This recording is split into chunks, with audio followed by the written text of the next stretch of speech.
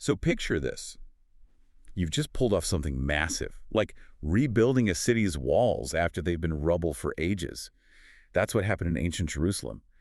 Nehemiah chapter 11 gives us this incredible glimpse. Yeah, a huge achievement. But then this kind of chilling moment hits. The walls are up, but the city, it's basically empty, a shell. Exactly. The structure's there, but the life, the soul, it's missing. How do you actually bring people back? How do you turn it from stone back into a living, breathing community? That's the amazing challenge we're digging into today.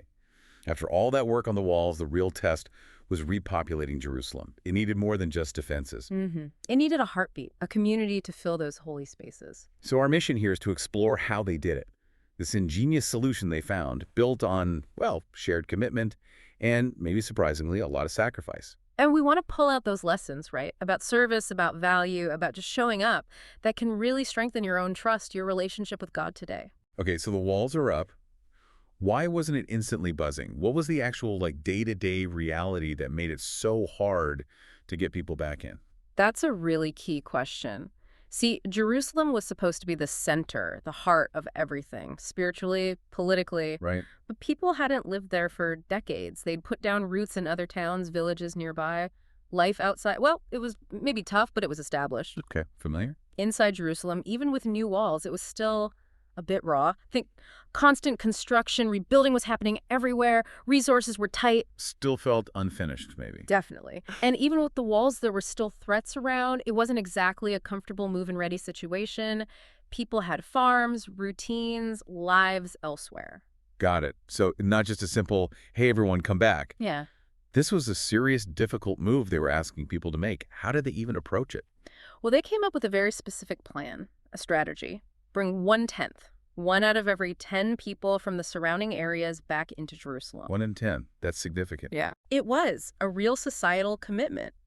And how they chose. That's fascinating. Some were picked by casting lots. Like drawing straws, almost. Sort of, yeah. In that culture, often seen as a way of letting God guide the decision, or at least making it impartial. It showed everyone was sort of in this together, sharing the load. But it wasn't just the lots, was it? That's where it gets really inspiring. Exactly. This is the incredible part. Many people didn't wait to be chosen. They volunteered. Willingly. The text actually says, the people blessed all the men that willingly offered themselves. Wow. So it wasn't just duty. It was stepping up, knowing it was hard, but necessary. It speaks volumes about their commitment. Think about the sacrifice. These weren't just suggestions. They were uprooting their entire lives. Leaving homes they knew. Comfortable homes, farms, friends, routines, all of it. To move to a city that was still, finding its feet, still a challenge, but it was vital. Vital for their nation, for their faith. That willingness to go where it's needed, not just where it's easy, that's powerful. It kind of cuts against our modern drive for comfort, doesn't it? It really does. And you have to ask, what drove that? I think it was this deep sense of shared purpose, a profound trust, maybe. Trust in what?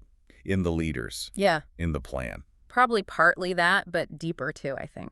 Trust in God's purpose for Jerusalem. It wasn't just any city. It was their sacred center.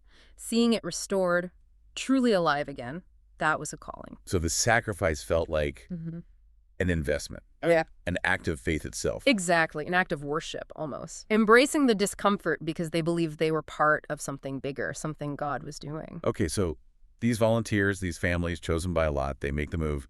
What happens then? The text gets really detailed about who was there, right? It wasn't just leaders. Not at all. And this is another key insight. The account lists all sorts of people. Yes, the rulers, the chief figures, you'd expect that. Trivially. But it goes way beyond that. Priests and Levites, obviously crucial. But even within that group, it specifies roles. Some doing the hands-on work in the temple, others managing the outward business. Outward business, like administration. Precisely. Temple finances, resources, external relations, the practical stuff that keeps things running. It shows every layer was needed. And it even names specific people for roles that might seem smaller. Like Mattaniah, the one who started the Thanksgiving and prayer. Yes. It highlights that even those leading the spiritual expression, the worship, the arts, they were foundational, not just add-ons. That's a great point. Like the singers, Weren't they mentioned specifically? They were. It says they had a specific provision, a daily portion, ordered by the king. That tells you how much they valued the music, the worship, the spirit it brought. It wasn't fluff, it was essential. It's seen as vital to the city's, like, spiritual health. Absolutely. And then you have the porters, the gatekeepers. Seems basic, but critical for security. Totally critical. Right. Security, order, managing who comes and goes. It drives home this idea. A healthy community needs all its parts. Every single function matters. It's like the text is deliberately saying, look at all these different people, these different jobs, everyone counted. Exactly. Hundreds listed by name or group. It underlines that nobody's contribution is too small in God's eyes, or for the community to thrive. It's about the interconnectedness. The valiant men, the mighty men of valor mentioned. It shows this took courage, real dedication from all levels. So it wasn't just about filling houses. It was about weaving together this fabric of different skills, different roles, all showing up. Yes.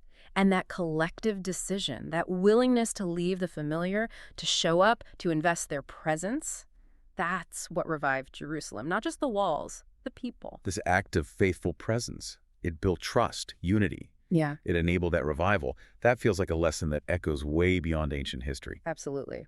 Which brings us to the crucial question. How do we take this ancient wisdom, and let it shape us? How does it deepen our trust, our walk with God right now? Yeah, let's unpack that. First, that idea, go where you're needed, not just where it's comfortable. That's a direct challenge, isn't it? It really is. The people in Jerusalem, especially the volunteers, they didn't just accept hardship, they chose it for a greater purpose. It suggests that real growth, spiritually too, often happens right at that edge of our comfort zone. When we're stretched, when we have to rely on something bigger. Right. Actively stepping into a needed role, even if it's tough, builds that reliance, that trust in God, in a way that staying comfortable never can. And then there's the volunteering part, that Yeah. willingness.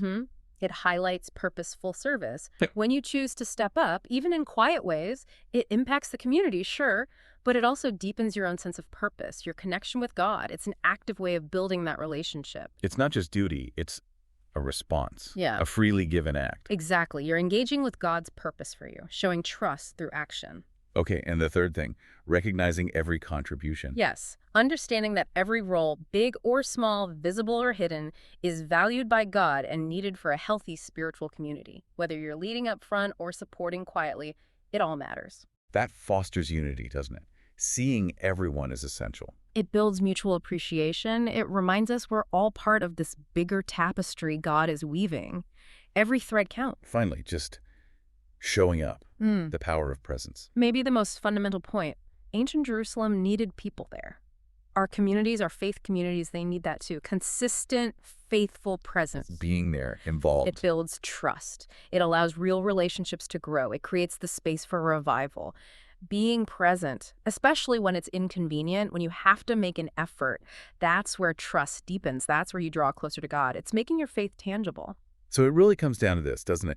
Real community, a strong spiritual life, isn't just about big plans. It's built when ordinary people choose extraordinary faithfulness, especially when it costs something. That's where the trust is forged. That's where relationships deepen, where life really flourishes. It challenges us to look past our own comfort. Ask ourselves where our presence, our unique contribution is truly needed. So as you reflect on this spirit, this story from Nehemiah 11, how will you apply this information in your own life and in your communities?